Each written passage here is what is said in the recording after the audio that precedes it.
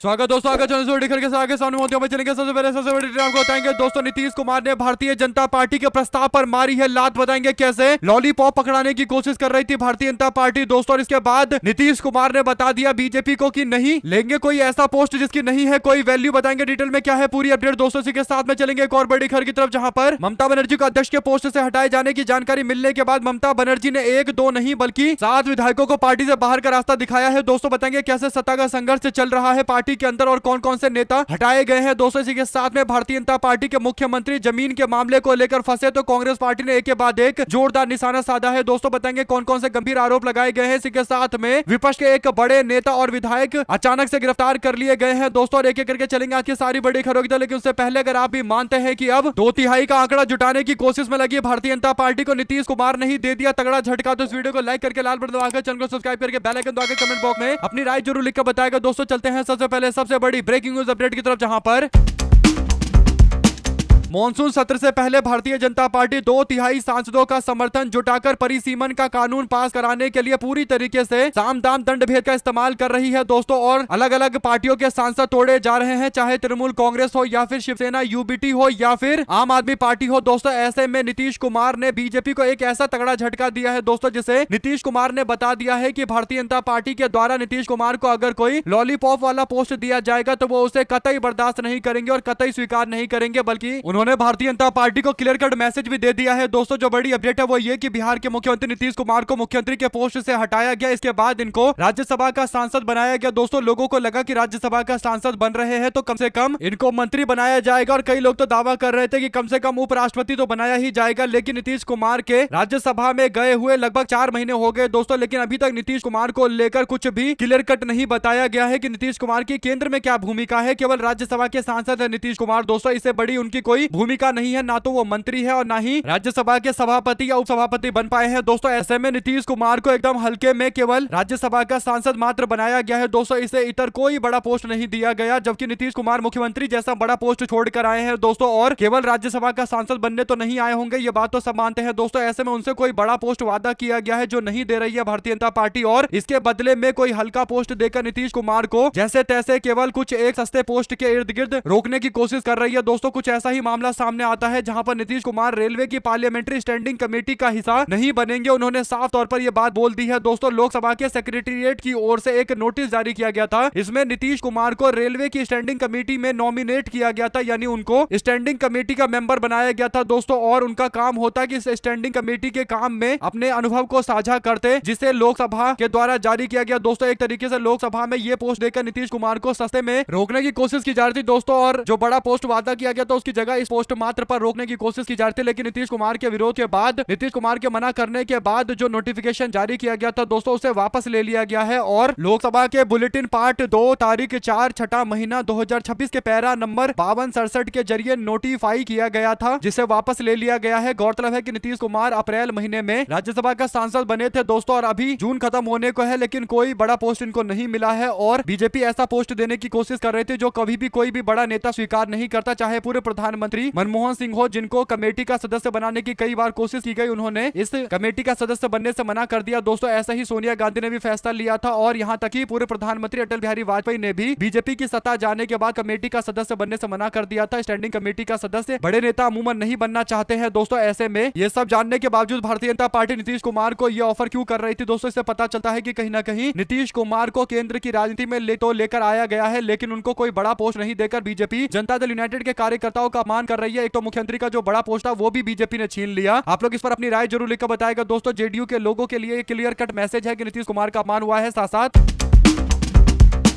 पश्चिम बंगाल के अंदर सियासी गलियारों में एक बड़ी खबर सामने आती है दोस्तों। ममता बनर्जी ने अपनी ही पार्टी के भीतर अब तक की सबसे बड़ी कार्रवाई की है। ऋतव्रत बनर्जी के साथ में सीक्रेट मीटिंग करने वाले लोगों को कारण बताओ नोटिस जारी किया गया है दोस्तों, और सोकॉज नोटिस जारी करते हुए उन सबसे जवाब मांगा गया है। ममता बनर्जी की तृणमूल कांग्रेस के सूत्रों ने बताया है कि तृणमूल कांग्रेस ने पार्टी से इन सबको निकाल दिया है, और लिस्ट में जिन लोगों का नाम है दोस्तों उसमें फिरहाद हकीम विधायक, अरूप रॉय विधायक, जावेद खान विधायक, रथिन घोष और सबीना यास्मीन के साथ साथ अरूप विश्वास और विप्लव बिप्लब मित्रा का नाम है। बता दें कि पश्चिम बंगाल चुनाव में ममता बनर्जी को मिली करारी हार के बाद तृणमूल कांग्रेस के अंदर ये सारे बागी विधायक एकजुट होकर दावा कर रहे हैं कि ये ओरिजिनल पार्टी है, असली पार्टी है और ममता बनर्जी को ही राष्ट्रीय अध्यक्ष के पोस्ट से हटाकर दावा कर रहे थे कि पार्टी के अंदर अब पूरी तरीके से सब कुछ बदल गया है और ममता बनर्जी पार्टी के नेता नहीं है। ऋतव्रत बनर्जी और उनके साथ वाले विधायकों के द्वारा यह फैसला लिया जा रहा था दोस्तों, जिसे लेकर कार्रवाइयां कर दी गई है। आप लोग इस पर अपनी राय जरूर लिखकर बताएगा। चलते हैं एक और बड़ी अपडेट की तरफ, जहां पर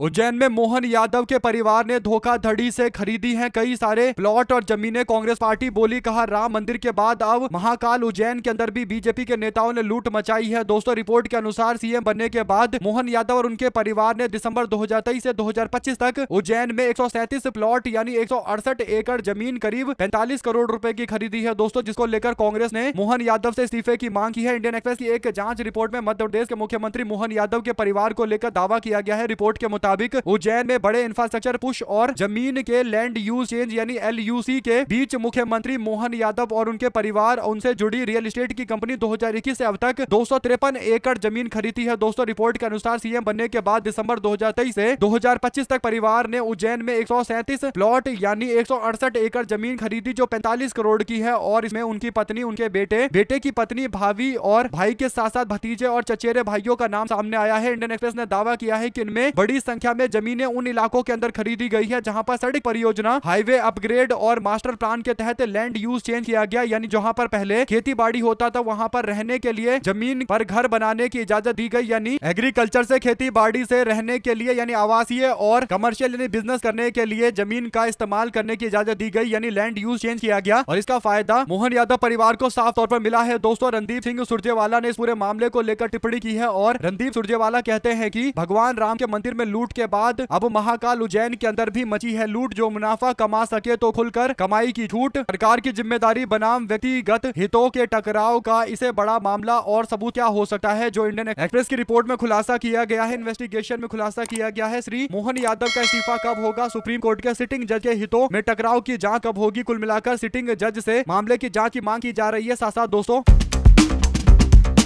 गुजरात के डोडिया पाड़ा के अंदर विधानसभा सीट से चुनावी मैदान में उतरकर जीतने वाले आम आदमी पार्टी के विधायक चैतर बसावा की मुश्किलें और बढ़ गई है। दोस्तों वन कर्मियों से मारपीट के मामले में आम आदमी पार्टी के विधायक चैतर बसावा और उनकी पत्नी और अन्य 9 लोगों को दोषी करार दिया गया है। कोर्ट के फैसले के बाद चैतर बसावा की विधायकी भी जा सकती है। नर्मदा के राज पीपल कोर्ट ने सोमवार को मामले में अपना फैसला सुनाया है। इसमें अक्टूबर 2023 में वन कर्मी पर कथित हमले को लेकर कोर्ट ने चैतर बसावा को दोषी माना है और कोर्ट ने आम आदमी पार्टी के विधायक चैतर बसावा को 7 साल की सजा सुनाई है। 25,000 रुपए का जुर्माना लगाया गया है। दोस्तों इसके अलावा अतिरिक्त सत्र जज AV हिरपारा ने विधायक चैतर बसावा पर 25,000 रुपए का जुर्माना लगाया है। सरकारी वकील वंदना भट्ट ने बताया कि शकुंतला समेत बाकी 8 आरोपियों को भी 7 साल की सजा सुनाई गई है। वंदना भट्ट ने फिलहाल सभी आरोपियों को राजपीपल जेल में रखने के आदेश दिए हैं, न्यायिक हिरासत में रखने के आदेश दिए हैं। दोस्तों साथ ही साथ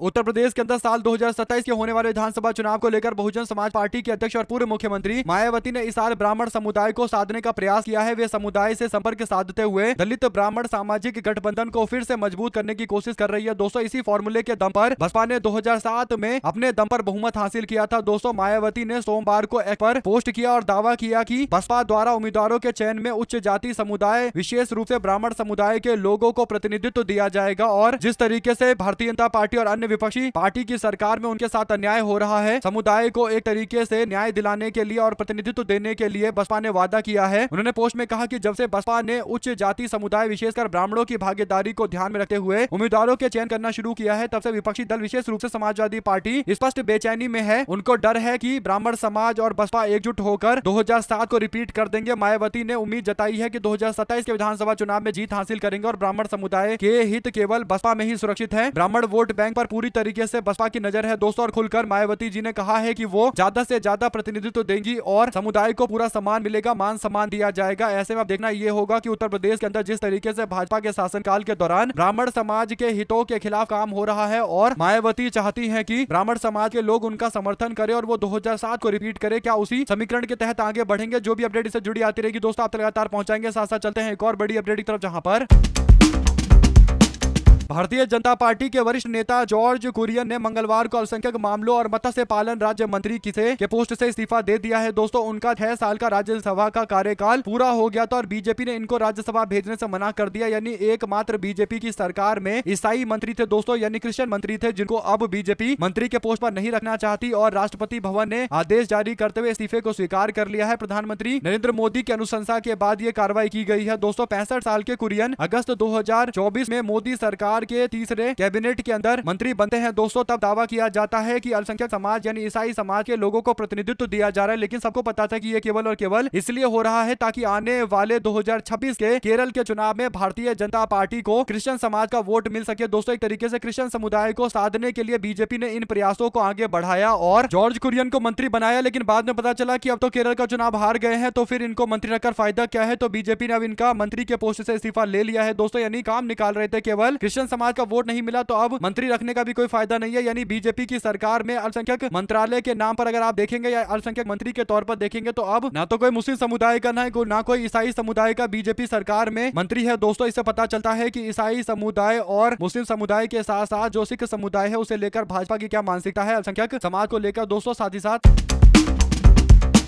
कांग्रेस पार्टी के वरिष्ठ नेता और पूर्व केंद्रीय मंत्री अखिलेश सिंह भरतभूषण तिवारी के कथित एनकाउंटर मामले को लेकर बिहार सरकार का सेवानिवृत्त जजों के द्वारा जांच कराने के निर्णय न्याय की आंखों में धूल झोंकने जैसा बताते हुए कह रहे हैं कि अगर जांच करवाना है तो सरकार हाईकोर्ट के सिटिंग जज से जांच करवाए तब माना जाएगा। रविवार को भोजपुर के शाहपुर प्रखंड के अंतर्गत बिलौटी गाँव का ये पूरा मामला है। दोस्तों, ऐसे में कांग्रेस पार्टी भरतभूषण के न्याय को लेकर मैदान में उतरी हुई है। दोस्तों, सासा टीएमसी पर कब्जे की जंग को लेकर बागियों ने जिसे बनाया था अध्यक्ष ममता बनर्जी ने उसी को पार्टी से बाहर का रास्ता दिखाते हुए चुनाव आयोग को लेटर लिखा है। दोस्तों, जो अपडेट है वो ये कि ममता बनर्जी की पार्टी के द्वारा जो बागी गुट के लोग हैं उन्हीं पर कार्रवाई की गई है और ममता बनर्जी ने पहले कई सारे विधायकों को सस्पेंड करने के लिए बोला दोस्तों, लेकिन एक जो सबसे बड़ा नाम है उसे हटाने के लिए बोला गया है और वो नेशनल वर्किंग कमेटी का व्यक्ति है, यानी अरूप रॉय, जिसको ममता बनर्जी को हटाकर अध्यक्ष बनाया गया था बागी गुट के द्वारा। ममता बनर्जी ने चुनाव आयोग से कहा कि इस व्यक्ति को पार्टी से ही बाहर का रास्ता दिखाया जाए, तो ममता बनर्जी के कंट्रोल में पूरी पार्टी है। दोस्तों, सबको पता है कि राष्ट्रीय अध्यक्ष को बदलने का यह नियम नहीं है कि बागी गुट के लोग इकट्ठा हो जाएंगे और पार्टी पर कब्जा कर लेंगे। ममता बनर्जी पार्टी की सर्वोसर्वा नेता है और टीएमसी का मतलब ममता बनर्जी का मतलब टीएमसी होता है और कुछ बागी विधायकों को लगता है कि वो एकजुट होकर इकट्ठा होकर ममता बनर्जी को अध्यक्ष के पोस्ट से हटा देंगे और ये माननीय हो जाएगा, लेकिन ऐसा बिल्कुल नहीं है क्योंकि विधानमंडल अलग पार्टी होती है और पार्टी जो ओरिजिनल होती है वो अलग होती है। इसीलिए ममता बनर्जी का पूरा कंट्रोल पार्टी पर अभी भी है दोस्तों, और अरूप रॉय को ही उल्टा हटाने के लिए प्रस्ताव दे दिया गया है चुनाव आयोग को। साथ ही साथ पश्चिम बंगाल की मुख्यमंत्री ममता बनर्जी की भवानीपुर विधानसभा सीट पर हुए चुनाव और उसके नतीजों को लेकर कानूनी लड़ाई अब बेहद ही आक्रामक मोड़ पर पहुंच गई है। दोस्तों, भवानीपुर चुनाव मामले में कोलकाता हाईकोर्ट के भीतर मंगलवार को हुई तीखी बहस के बाद तृणमूल कांग्रेस के वरिष्ठ नेता और देश के जाने माने अधिवक्ता वकील कल्याण बनर्जी ने चुनावी प्रक्रिया पर बेहद गंभीर सवाल खड़े किए हैं दोस्तों, और चौंकाने वाले सवाल खड़े किए हैं। टीएमसी ने सीधे तौर पर तत्काल जो चुनाव अधिकारी थे और राज्य प्रशासन के लोग थे उन सब लोगों पर यानी क्विड प्रो को के तहत काम करने का आरोप लगाया गया है, यानी हमारा फायदा तुम करो हम तुम्हारा फायदा करेंगे। यानी जो चुनाव अधिकारी नियुक्त किए गए थे उन लोगों ने चुनाव में बीजेपी को फायदा पहुंचाया और बाद में जब भाजपा की सरकार बन गई तो किसी को सेक्रेटरी बना दिया गया, किसी को और बड़े पोस्ट दे दिए गए। तो कोलकाता हाईकोर्ट में इन मामलों को ले जाया गया है। दोस्तों, भवानीपुर विधानसभा क्षेत्र से करीब 44,000 से 55,000 मतदाताओं का नाम मतदाता सूची से अवैध तरीके से हटाया गया और 15,000 के अंतर से यहां पर चुनाव में हार जीत तय हुई है। तो सुप्रीम कोर्ट ने जो एक बार कहा था कि अगर हार जीत के अंतर और चुनाव में डिलीट किए गए नामों के बीच का अंतर काफी ज्यादा होगा तो वो इस मामले पर दखल दे सकते हैं। तो अब ये दखल देने का एक क्लासिक केस हो सकता है। ममता बनर्जी कोर्ट पहुंची है भवानीपुर सीट के मामले को लेकर। दोस्तों, देखते हैं इस पर आगे क्या कार्रवाई होगी। साथ साथ चलते हैं एक और बड़ी खबर की तरफ, जहां पर मोहन यादव को लेकर कांग्रेस पार्टी की तरफ से पूरी फैमिली ट्री दिखाई गई है, जिसमें मोहन यादव के परिवार के पास भरकर जमीन है दोस्तों, और मुख्यमंत्री बनने के बाद तो ये जमीन काफी ज्यादा बड़ी है। तो मोहन यादव के पास 17 एकड़ जमीन है, उनकी पत्नी सीमा यादव के पास 11 एकड़ जमीन है, बेटा वैभव यादव के पास 17 एकड़ जमीन है और उनकी पत्नी यानी वैभव की पत्नी शालिनी के पास 10 एकड़ जमीन है। इसके बाद मोहन यादव के चचेरे भाई नीलेश के पास 108 एकड़ जमीन है दोस्तों, और उनकी पत्नी के पास मिलाकर टोटल 108 एकड़ जमीन है। चचेरे भाई गोविंद पत्नी और पार्टनर का मिलाकर टोटल 47 एकड़ की जमीन है। भाई नारायण के पास 19 एकड़ की जमीन है और भाई नंदलाल के पास 17 एकड़ की जमीन है। ऐसे ही आगे देखे तो रेखा जो नारायण की पत्नी है उनके पास 6 एकड़ जमीन है और नारायण के बेटे यानी कह सकते हैं कि मोहन यादव के भतीजे के पास अभय के पास 16 एकड़ जमीन है दोस्तों। और ये करोड़ों का मामला है। कांग्रेस पार्टी की ओर से पूरा एक फैमिली ट्री दिखाया गया है दोस्तों, जहां पर किस किस व्यक्ति के पास कितनी कितनी संपत्ति कितनी कितनी जमीन है ये सबके सामने बातें रख दी गई है। इसी के साथ में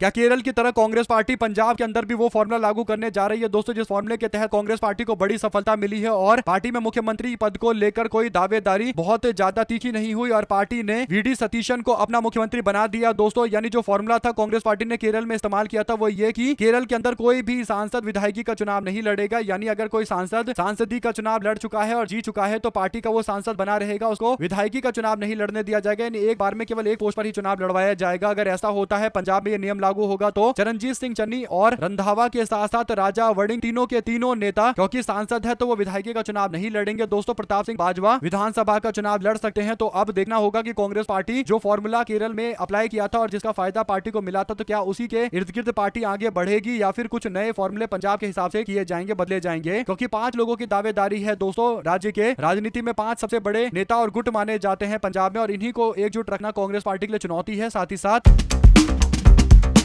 मोहन यादव और उनके परिवार के जमीन से जुड़े मामले को लेकर उठे सवाल को लेकर जो रिपोर्ट सामने आई दोस्तों, इस रिपोर्ट पर जीतू पटवारी ने कहा कि धर्मनगरी उज्जैन को मुख्यमंत्री ने जमीन के गोरख धंधे का हिस्सा बना दिया है। मोहन यादव जी देश को बताइए कि क्या ये सही है कि आपके मुख्यमंत्री बनने के बाद आपके परिवार उनसे जुड़ी कंपनियों ने 137 प्लॉट खरीदकर 168 एकड़ जमीन अर्जित की है। लगभग 111 एकड़ जमीन ऐसी ही जगह पर खरीदी गई है जो परियोजनाओं से प्रभावित क्षेत्र है। क्या ये महज कोई संयोग है, सवाल पूछा गया है। एक और सवाल यह है कि क्या सरकार उन सारी परियोजनाओं के भूमि उपयोग परिवर्तन की सूची सार्वजनिक करेगी जहां आपके परिवार ने जमीन खरीदी है? क्या आप ये घोषणा करेंगे कि इस भूमि सौदे के मुद्दे पर सुप्रीम कोर्ट के सिटिंग जज से न्यायिक जांच करवाई जाएगी? अगर आपको लगता है कि आपने कुछ गलत नहीं किया और दूध का दूध पानी का पानी होना चाहिए तो आपको जांच कराने की अनुशंसा अपने आप करनी चाहिए। लेकिन ऐसा लगता है दोस्तों कि बिल्कुल मोहन यादव इस पर जवाब देने तक को तैयार नहीं है दोस्तों। और जब मुद्दे पर बयान नहीं दे रहे हैं तो फिर जांच क्या ही करवाएंगे, इसकी उम्मीद तो वैसे भी कम है। आप लोग जो भी राय देना चाहते हैं दोस्तों लिखकर जरूर बताएगा। साथ साथ चलते हैं एक और बड़ी खबर की तरफ जहां पर अखिलेश यादव ने बीजेपी पर जोरदार तरीके का निशाना साधा है दोस्तों। अखिलेश यादव ने सिंधी समाज के द्वारा चांदी की 200 ईंटें कहां गई ये सवाल पूछे जाने पर राम मंदिर ट्रस्ट ने तो रसीद भी नहीं दी ये कहा। तो अब अखिलेश यादव कहते हैं कि एक परत और खुल गई है। अगर भाजपाइयों और उनके संगी साथी के महापाप की परतें यूं ही खुलती रही तो जांच की जगह ढांक का काम और तेजी से शुरू किया जाएगा। अखिलेश यादव बता रहे हैं कि जो ये जांच कर रहे हैं, जांच के नाम पर केवल ढांकने की कोशिश कर रहे हैं, छुपाने की कोशिश कर रहे हैं। और अखिलेश यादव ने इस मुद्दे को भी हवा दिया है दोस्तों। ऐसे में चंदा चोरी के बाद अब ये चांदी की 200 ईंट को लेकर जो सिंधी समाज मांग कर रहा है और सिंधी समाज ने पैसा दिया है दोस्तों और चांदी के ईंट खरीद कर दिए हैं तो उनकी जिम्मेदारी बनती है कि वो पता करे कि आखिर ईंट है कहां और राम मंदिर से जुड़े हुए लोगों को बताना चाहिए कि आखिर ये ईंटें कहां है। ऐसे में दोस्तों अगर आप भी मानते हैं कि अब धीरे धीरे करके वे सारे लोग सवाल पूछेंगे जिन लोगों ने जमकर चंदा दिया था और चंदे के बाद उम्मीद की थी कि इसे क्षेत्र के लोगों का विकास होगा और मंदिर विस्तार होगा और मंदिर के अंदर कई सारी योजनाएं लागू होगी जिससे आम जनता को फायदा होगा। लेकिन ऐसा लग रहा है कि कुछ एक लोगों के लालच के कारण राम मंदिर के चंदे का भारी नुकसान हुआ है दोस्तों और राम मंदिर के चंदे का गलत इस्तेमाल किया गया है। इसी के साथ में अंबेडकर नगर में बहुजन समाज पार्टी के मंच पर भारी संख्या में ब्राह्मण समाज के लोग दिखाई दिए दोस्तों और बहुजन समाज पार्टी के कार्यक्रम की शुरुआत में शंख फूंकते हुए और कार्यक्रम की शुरुआत करते हुए नजर आए। बहुजन समाज पार्टी ज्यादा से ज्यादा ब्राह्मण समाज के लोगों को साथ में जोड़कर 2027 के चुनावी समीकरण के साथ में आगे बढ़ रही है दोस्तों। बसपा को पता है कि ब्राह्मण समाज भारतीय जनता पार्टी से नाराज है और राज्य के अंदर एक अच्छी खासी मजबूत स्थिति ब्राह्मण समाज की होती है दोस्तों। ऐसे में अगर बसपा ब्राह्मण समाज को साधने में पूरी तरीके से कामयाब हो जाती है, जो समीकरण बसपा के पास है दोस्तों, उससे आराम से पार्टी सरकार बनाने की स्थिति में आ सकती है क्योंकि मुकाबला त्रिकोणीय होगा। एक तरफ भारतीय जनता पार्टी, दूसरी तरफ समाजवादी पार्टी और कांग्रेस पार्टी का गठबंधन और तीसरी तरफ बहुजन समाज पार्टी। ऐसे में बसपा अगर अपने 25% वोट में ब्राह्मण समाज के 10% मतदाताओं को जोड़ दे और ओबीसी समाज के कुछ परसेंटेज वोट और ज्यादा मिल जाए, इसके बाद मुस्लिम समाज के लोग बसपा को वोट देंगे, जहां उम्मीदवार है वहां तो देंगे ही। तो ये एक ऐसा समीकरण है दोस्तों जिससे बसपा कहीं ना कहीं राज्य के अंदर सत्ता में वापसी कर सकती है। और बहुजन समाज पार्टी जानती है कि 2007 में उन्होंने इसी समीकरण को साधा था। अगर इस समीकरण को वापस से साध लिया जाए तो स्थिति हमेशा से उनके लिए जो प्रतिकूल रही है वो अचानक से अनुकूल हो जाएगी और इसीलिए मंचों पर ज्यादा से ज्यादा ब्राह्मण समाज के लोग अब दिखाई देने लगे हैं। आप लोग इस पूरे मामले में अपनी राय जरूर लिखकर बताएगा दोस्तों। चलते हैं एक और बड़ी अपडेट की तरफ जहां पर बिहार के अंदर जननायक जनता पार्टी के प्रमुख तेज प्रताप यादव के घर में चोरी हुई है दोस्तों, और देर रात उनके घर से 20 लाख रुपए कैश, 2 तोले का सोने का चेन और एक अंगूठी और 4 पेन ड्राइव के साथ साथ 2 हार्ड डिस्क और एक आईपैड और एक मैकबुक और एक लिनोवो का लैपटॉप और 4 iPhone 17 pro max mobile phone गायब हो गया है दोस्तों। सहायक मोतीलाल राय पर उन्होंने चोरी करने के आरोप लगाए हैं और यह मामला काफी गंभीर है, क्योंकि तेज प्रताप यादव के घर में चोरी हुई है दोस्तों, जो भारतीय जनता पार्टी का समर्थन करते हुए कई बार बिहार के अंदर नजर आते हैं। तो ऐसा लग रहा है कि अब बीजेपी को सपोर्ट करना भी शायद उनको फायदेमंद नहीं रहा है। सम्राट चौधरी की तारीफ करते रहते हैं और अब कानून व्यवस्था का हाल देखिए, इनके घर में ही चोरियां हो जा रही है दोस्तों, और व्यक्ति पकड़ा भी नहीं जा रहा। कुछ लोग कहेंगे कि सहयोगी ने चोरी किया है इसीलिए नहीं पकड़े गए, लेकिन अभी तक पुलिस को कोई कुछ खास सबूत हाथ लगे नहीं है दोस्तों। और ऐसे में तेज प्रताप यादव के द्वारा शिकायत की गई है अपने सहयोगी को लेकर। आप लोग इस पूरे मामले अपनी राय जरूर लिखकर बताएगा। साथ साथ राजस्थान के अंदर यूसीसी लागू करने की तैयारी में प्रदेश की सरकार है, और जिस तरीके से उत्तराखंड के अंदर किया गया, असम के अंदर किया गया दोस्तों, वैसे ही गुजरात के अंदर और अब राजस्थान में करने की तैयारी भारतीय जनता पार्टी की राजस्थान सरकार कर रही है। ऐसे में राजस्थान की बीजेपी सरकार, खासकर जो भजन लाल सरकार है दोस्तों, उसे लेकर कहीं ना कहीं बीजेपी के समर्थकों के अंदर भी एक गुस्सा देखने को मिलता है। और भजन लाल शर्मा को जो अचानक से लाकर बीजेपी के कार्यकर्ताओं के ऊपर थोप दिया गया और राज्य के अंदर ऐसा मुख्यमंत्री बनाया गया है दोस्तों, जिसकी कोई चर्चा भी नहीं होती और पता भी नहीं चलता कि राजस्थान का मुख्यमंत्री कौन है। और ऐसे में इस व्यक्ति यानी भजन लाल शर्मा को अब अपना नाम आगे बढ़ाना है और चर्चा करवानी है, तो इसीलिए भजन लाल शर्मा इस तरीके के मुद्दे उछाल रहे हैं दोस्तों। आप लोग इस पर अपनी राय जरूर लिखकर बताएगा और ज्यादा से ज्यादा वीडियो को शेयर कीजिएगा। हमारे साथ लगातार जुड़े दोस्तों का बहुत बहुत धन्यवाद। देख रहे थे आपका चैनल जय हिंद जय भारत। ज्यादा से ज्यादा वीडियो को शेयर कीजिएगा।